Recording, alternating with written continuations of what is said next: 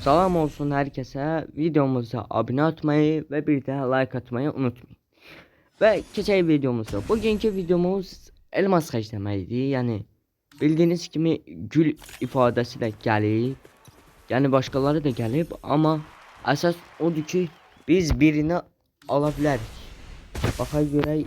Yəni birini ala bilərik deyəndə bu dirəşsək bunu bək aldıq da, yəni səbir lazımdır buna ya. Birdən bunu vermədiyin nə olacaq?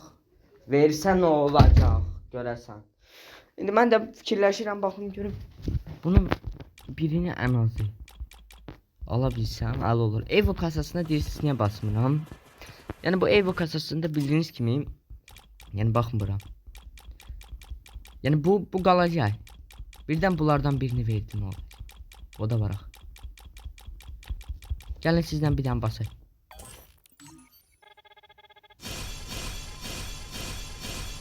Verdi. Benim. 12 çevirmede ödül garanti vereceğiz bize. Gelin bir tane de buna basalım.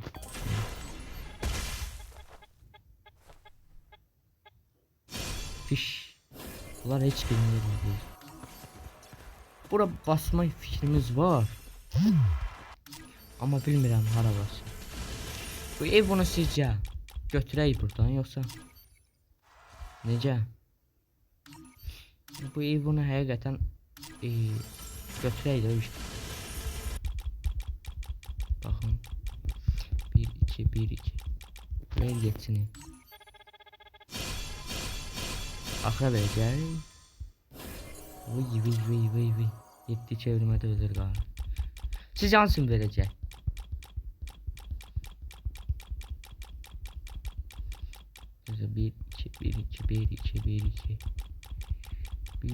Bir iki. Mənə də maraqlıdır görəsən verəcək. Həqiqətən çox maraqlı gəlir adamıma. Bir dənə 30'luq basaq. Ya da 30'luq bas. Bilinmir. Neymiş bu?